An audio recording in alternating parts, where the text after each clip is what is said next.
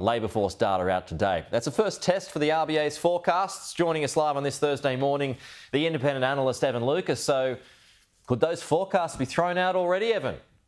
Good morning to you, Pete. I mean, they were incredibly beautiful, I think is the term to use. They are so simplistic in the fact that they are saying that it's going to see the unemployment rate holding at 4.3% for the next 18 months. So that clearly is going to be hard to actually maintain that, considering we know that employment in the month of June jumped up and we saw that get up to 4.3. But the overall sort of job ads, what we've seen with regards to hiring in the first part of this new financial year actually increased. So it's likely to be lower than what the unemployment rate currently is. The forecast is for 4.2 to come in today, but more importantly, that full-time jobs could actually jump quite strongly. It is one of the things the RBA caveated regarding the further 2 rate cuts they have in their forecasts that are likely to come in November and February next year, is that the employment market, as they sort of termed it, is still probably tight.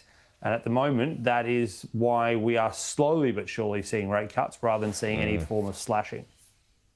Okay, what about productivity? Yesterday it was all about that. Michelle Bullock warned that it was in the doldrums. And now there's this push to somehow increase it at the summit next week. How much merit is in it all?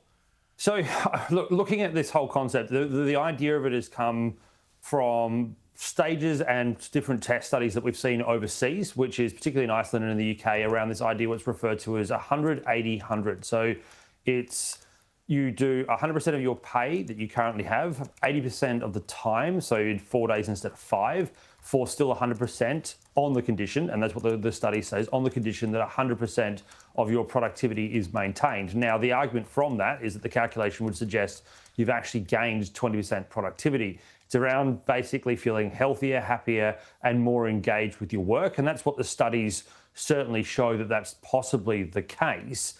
Again, the argument on the flip side, though, is that if you can increase 20% productivity by doing that, surely then the idea is that you don't do it for 4 days and 5, you push it out to probably 9 and 10. Because if you give them 1 day every 2 weeks, that happiness and healthy sort of feeling that the ACTU is arguing about and what the studies show actually can still transfer through. And therefore, you'd probably get increased productivity over the whole rather than just getting a net, probably what we would refer to as a net zero effect.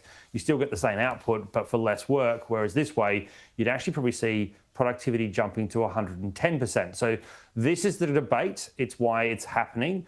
There is also very clearly only certain sectors it could happen in. It can't work in everything. And that's why you can't have the government regulating this, because it couldn't work on a blanket scenario. All right. Good to see you, Evan. Thanks. We'll chat to you again next week.